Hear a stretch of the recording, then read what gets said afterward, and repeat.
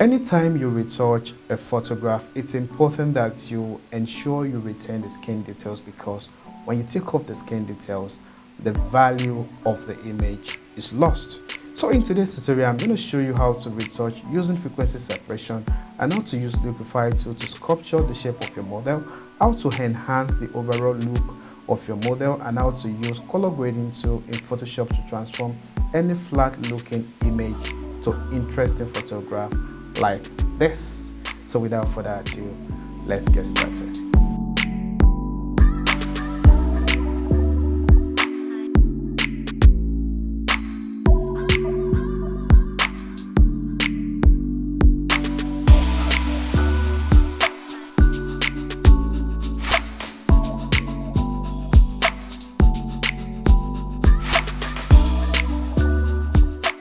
Hi and welcome to my frequency separation tutorial.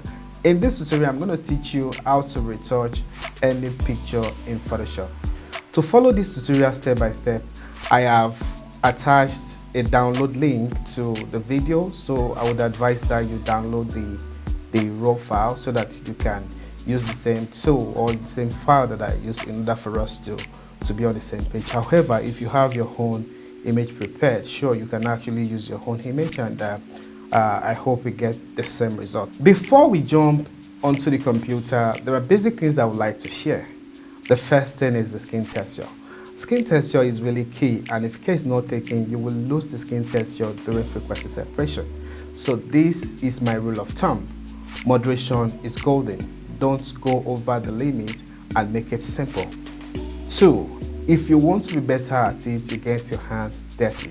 It's important that you practice more time so that you can get used to it and also improve on what you're being taught, because that is the better way to get better at it. Train your eyes to see colors, train your eyes to see shapes, tones, symmetry, depth, and more, because these are the foundation or fundamentals of taking the right picture and also retouching picture correctly, because if you can see it, then you can create it.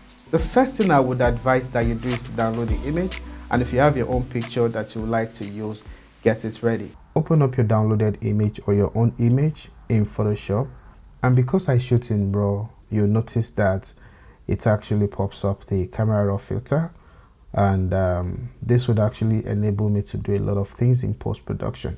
So the first thing I want to do is to change the profile, the camera profile, to portrait, and change the white balance because it really has a lot of orange, which is not correct. I'm just gonna say auto, and it looks a bit bluish. I'm just going to bring it forward towards the orange just to have a balanced white balance, and at this point I think it looks okay. Now the next thing I want to do is to reduce the highlight. When you do this, you regain the skin tone more, which is really a good thing. Then I'm going to increase the shadow a little bit, and I'm okay at that point, and just going to take down the black a bit and also improve the contrast. I'm not going to touch the texture, clarity, the haze, and others because I don't need them for now. I can always do this in other way and also later. So now open your curve tool and bring it down a bit, the lower part down a little bit, and let's just raise this up also a little bit, and at this point it looks really okay. So the last thing I'm going to do is just select, open up my optics, and make sure I click the remove chromatic aberration, which is really a good thing to do. Then when I'm done, I'm gonna open up my photo, and now we've been able to convert our raw footage to a PSD file. But the next thing we want to do is to begin to remove the blemishes before we work on the frequency separation. And to do that, you need to create a new layer. To create a new layer, click on the plus icon at the right bottom, and that will give you a new layer, and I'm going to rename it to spot remover. Okay, so now that we've renamed the layer, select your healing brush tool, or press J to select it, and make sure your sample is set to current and below, all right, which is really, really important. When you're done, I'm just going to zoom in a little bit, then I'm going to sample a smooth size of close to the spots, and I'm going to paint over the spots. It's just as easy as that. And to get better results, you need to really take it cool. You don't have to rush it, okay?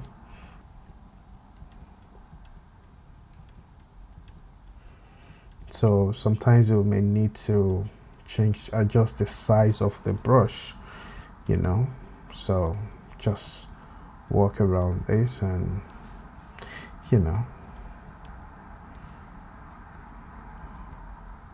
like I always advise, try not to remove permanent spots or blemishes, because I think sometimes if you can improve on them, they tend to look nicer and better and make the picture look real, except in cases where the customer prefer that you should remove the blemishes, but for me, I won't remove unless my customer asks me to do so. All right, so right now we've been able to remove the blemishes, and I'm okay with the result I have right now. And you can see the before and the after, the before and the after.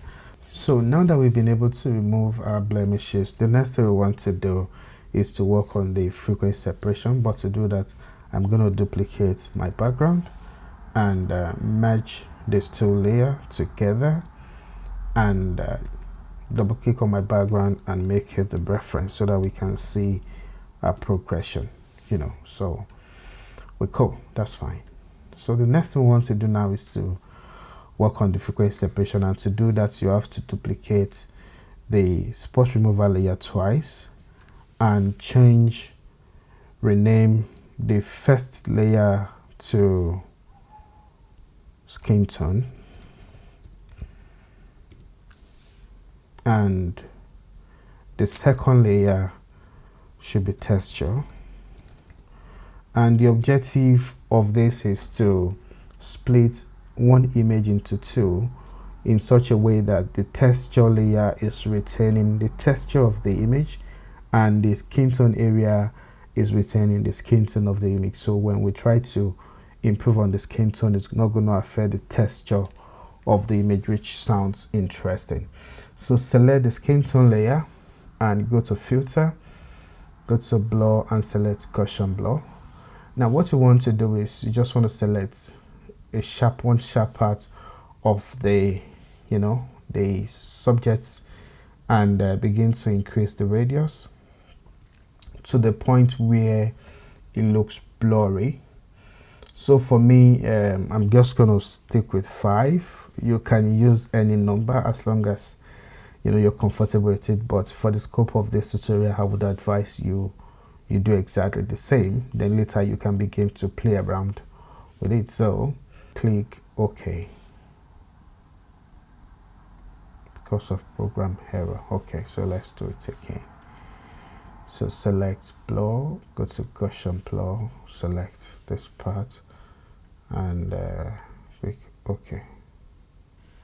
So if you look at it, skin tone layer looks blurry, which is really cool. Now the next thing we want to do is to select the texture layer and go to image, select apply image, and change the layer from merge to skin tone, and blending mode to subtract.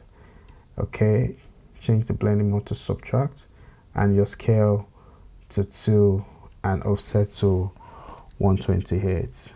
Okay, and click OK.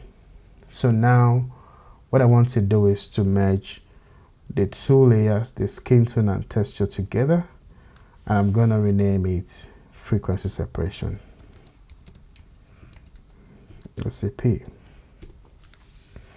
Okay, so select your texture layer and change the blending mode to linear light. Alright, now if I turn off the frequency separation layer, you discover that it's the same thing as the spot removal layer. So we've been able to split one image into two layers in order to be able to work on individual layers as the need arise. Okay, so now that we've done that, just open up your frequency separation group and select the skin tone. Alright, so the next thing we want to do is to select our lasso tool. Make sure your feather is set to 0 and just select an oval or round shape around, your subject's face or any large parts or where you want to work on, and click on select a mask and change the view to overlay and begin to work on the feathers. Just increase the feathers to the point where this sharp border disappears. Okay, so we're just gonna go gradually, and at this point it looks really nice. You could barely see the sharp edges, so just going to stop it at 30, and that looks really good for me. And I'm just, when I get this number, I'll say cancel and make sure I deselect the quick selection tool. And now in the feather, I'm going to say 30 and press enter. Alright, so now we need to reselect the forehead of our model. That's the first part I love to work on, but you can start anywhere and go to filter, blur, Gaussian blur, and begin to increase the radius, so to the point where, so I'm just going to retain 30 as well. Okay, I'm saying okay. Alright, so that's cool. And now you need to begin to gradually select a sample size and go to blur, Gaussian blur, and press OK. Just gonna come this way. One of the reasons why I would advise that so you select little sample size is because if you do everything together, it's going to affect the shape of the model's face in a way, and you don't want that to happen. So just gonna do it bit by bit, and I'm not going to touch the lips because the lips is expected to be the way it is, and I'm not going to touch the eyes as well. I'm not going to touch the hair because the use is to work on the skin tone. So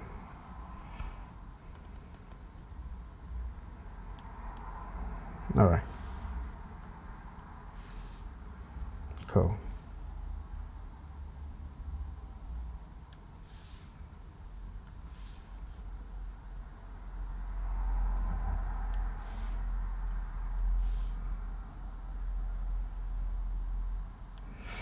Okay, so this will take time, but if you want to get the best results, it's better you give it that time in order to get a good result. So at this point, I'm happy with my results, and I think I'm gonna stop here and let's see how far we've gone.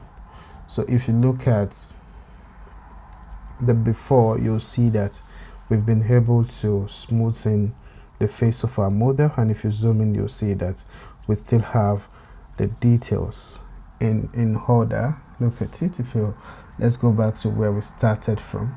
So we started from this. If you observe the details of a skin tone, you see all of those things, and removing the blemishes, and now we've been able to do the frequency separation without destroying the skin tone, which is really, really important. So this is just the easiest way to do your frequency separation, and get a better result. Now we have our frequency separation done, and you can see the before and after.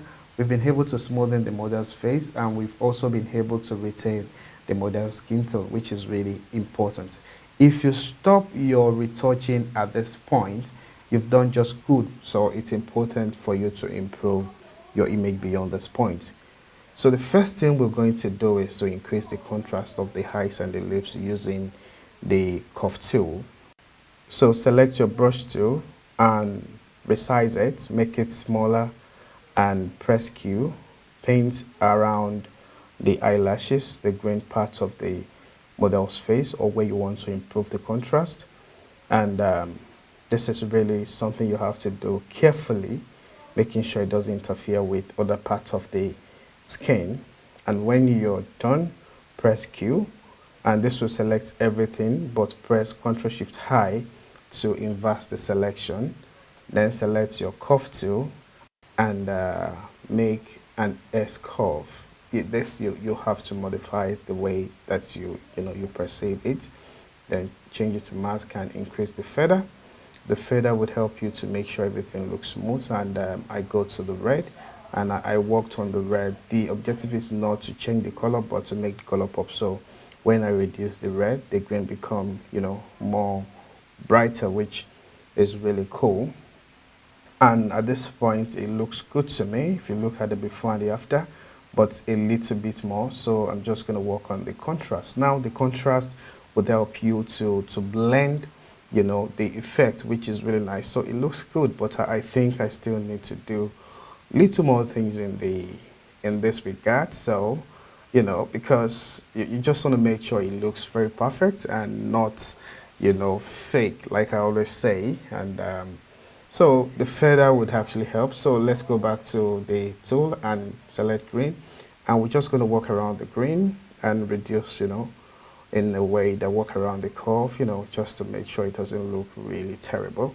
So I'm just going to improve the green a little bit, and that is it. So at this point, I think I have what I prefer. And if you look at it before and the after, it's not too much, and it actually comes out better. So that's really cool. So I'm going to rename that as pop lashes. So the next thing I want to do is to replicate the same effect for the lips. To do that, select your brush tool and press Q, then paint around the lips. You need to adjust your brush, paint around the lips just like this, and select Q, press Command Shift high to inverse the selection, and then go to adjustment layer, select your curve tool again, and begin to make an S curve.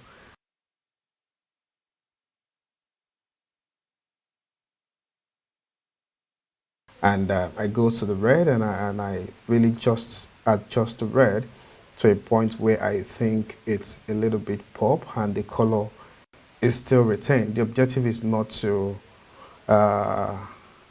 take off the color or change the color. So when I'm okay with what I have, then I rename it, and call it pop lips, which is really a nice thing. So this is a process of increasing the contrast of your model, and what we've done right now is that we've increased the contrast, the color contrast of our model, which is really a good thing. Now that we are okay with what we have, the next thing we want to do is to group our subjects. So to do that, select the frequency separation layer and to the pop lashes and press Command G or Ctrl G to group it. I always love to create a reference, but you don't have to do that. So for me, I'm going to create a reference and I'm going to rename it as frequency separation and pop. And the next thing we want to do right now is to adjust the look of our model's face, which we're going to use liquify for. So go to filter and select liquify, and select the forward wrap tool, and just want to adjust little things that I observe around the neck. I'm just going to bring the shirt down a bit, then bring the chin in a little bit, just little, and also this side of the chin, just going to make it so that it can actually flow very well. It doesn't look right. So you can always, when you make mistakes, just Command Z or Ctrl Z would actually restore the status. So, and that's looking good. The hand, just try to touch the overall look to make her look better. One of the other things that I think I want to do is to work on the nose, and I select the image icon and pushing the nose a little bit. And also the eyes, I want the eyes to be wider open, and just pull down the button over there, and that looks good. And again, I change my tool and just walk around making sure everything looks really nice. So liquify tool is really a great tool for you to do a lot of things, and you have to take your time to master it. But this is just an example of how it works. So if you look at what we've done right now, it looks good, and now we can check the before, and the after, which looks a bit better, and looks more cool. So that's it. And look at the before and the after. So we've been able to actually adjust, the overall look of our model, which is really nice. So now the next thing we want to do is to improve the overall look of the model by working on the impact of the light and all of that. So now to do that, we have to create two curves. The first one is going to be for the dark part, and the other one is going to be for the bright part. So click curve button, select the curve tool, reduce the lower base, and when you're okay with it, press Command I to hide the effect and rename it to burn. Then let's add another curve layer and increase the the upper base, and let's rename it to dodge. And now that we've done that, we select the mask tool, if you want to convert it. So we select the mask tool and press Command I to hide the bright effect. One of the things I want you to know is that dodge would actually reveal, while burn will conceal, will hide. So when you paint burn around a particular part, it becomes darker, and when you paint dodge around a particular part of the face, it becomes brighter. So you need to have that at the back of your mind. So before we go ahead with our dodge and burn, we need to create a reference, and to do that, so create a new adjustment layer, select black and white, and reduce the red towards the black to the point where you can see that difference. You see the part of the face that looks dark and a particular part looking bright. So our job here to burn the dark area more and to dodge the bright area more. So the first thing I want to do is to burn. So to burn, I'm going to select my brush tool, and I'm going to reduce my opacity and flow. Okay, so to do that, I'm going to select 15 for my flow and also 20% for my opacity. I'm going to adjust my brush, selecting the burn tool. I'm going to paint around, the dark area of the picture. You're not going to see anything right now, but very soon you'll be see the amazing result it's going to give us. Okay, now the essence of using the 20% and 50% is just I don't want it to be in excess. I want it to be moderate and make it look real, like everything was done from photograph, from taking the picture. Now let's select the burn tool, and if you're going to do this, make sure that your foreground color is opposite of the color of the layer. So for my case right now, I have my foreground to be white and the layer that I'm painting on to be black. If it's black, it's not going to work.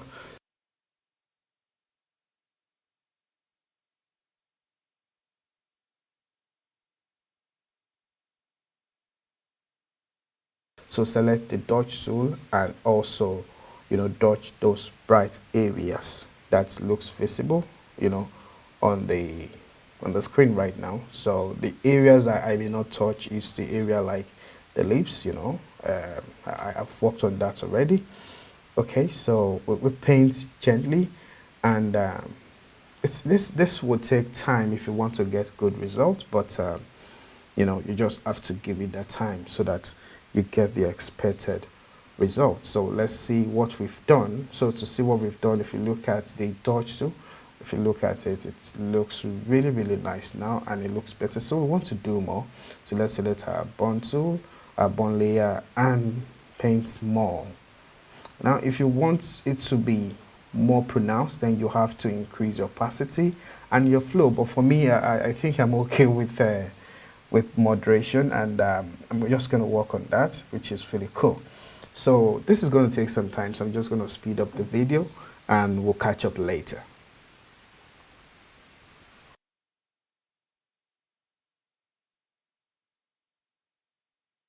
If you look at it, let's group our layer and check the before and the after, which looks really nice. So I'm going to rename it as Dodge and Burn. Sorry, Dodge and Burn. So that is that on the Dodge and Burn. You can also improve on this, but basically that's that. So look at the before and the after. So we've been able to adjust the look of the light, which really looks nice. And if we look at the progress we've made so far, you'll see that we move from here to removing blemishes, which really looks good, removing the blemishes and all of that. It's really something that you love to enjoy to do, because it's a lot of work, to be honest, but it's quite an interesting one. So we remove the blemishes, and then we did the frequency separation, and then we begin to pop the image, and which looks really nice. And after that, the next thing we did was add a reference and work on the Dodge and Burn, which really looks nice. So if you look at it, it looks really good, and for me, I'm happy with the result I have. The most important thing is for you to make sure you get the expected results. So we have to take off the reference because we don't need it on our file. And so let's merge the Dodge and Burn layer with the lower layer together, and the last thing we want to do is to improve the overall look of the image. And at this point, what we want to do is to do the final touch. So I'm just renaming my layer a final touch. So I'm going to use my camera raw filter tool, which I love to use regularly, to do the final touch. And the objective is just to use the color grading tool on the camera raw filter to improve the overall look of the image. So color grading, and we're going to select the shadow first, and we're just going to move the knob around until we get a color that is pleasing to our eyes. And at this point we can begin to work on the saturation and also the luminance. I'm just going to reduce the saturation. It doesn't have to be too much, and I'm going to work on the luminance. If when you increase the luminance, it becomes brighter, and it may look good depending on the look you intend to achieve. Okay, so and the second one I want to do is to work on the midtones. Now you have to be careful that it doesn't destroy the color of the skin. She's a dark lady and I want to retain that, so I'm just going to reduce the saturation so much, and also the luminance is going to work on, just increase it a bit. And let's move around and see if we can get a better color for our skin, and it looks like we're stopping at the orange because normal human skin tone is in the orange spectrum. So we're just going to reduce it a little bit, which something around there. And look at the before and the after, which looks really, really good. Let's now adjust the highlight. For the highlight, I'm just going to move around to, it's still going to be between the orange and red spectrum because that's where the human skin tone is. So, and there is no other thing I'm trying to balance for. So now if we just increase saturation and also the luminance, now let's begin to blend everything together. I'll go back to my shadow, and I begin to work on individual saturations, just making sure they look good. I'm getting that gold brown skin tone, which is really nice, and if you do it in excess, you're not going to get a good result. If you look at the before and the after, this looks really, really nice. And let's just work on the blending mode for others, and just to make sure everything looks good here. So reducing the blending mode a bit help us to retain the skin tone. That's that. And also for the highlight, we're just going to work on that a little bit more too. So if you look at it, the objective is just to make sure that we get the perfect skin tone. Okay, so look at the before and the after. You can see that tint and really looks nice. And so when you're done and when you're comfortable with this, then you can now go to the color mixer and begin to pop the color a little bit more. So I know I have the orange tone, and I have the green. I'm just going to work on the green and make sure the eye part pops more. The aqua is there. The pink is the lips. I'm just going to adjust the lips a little bit more. So all of this is just to make sure that everything looks better and pops more, because that's the objective. That's what we want to achieve at the end of the day. So let's go to luminance and begin to play around with the orange, and this looks good to me, and I'm pleased with the result. If you look at the before and the after, it looks really good and better. So depending on what you want to achieve as a retoucher, you have to have what you have in mind and work towards it.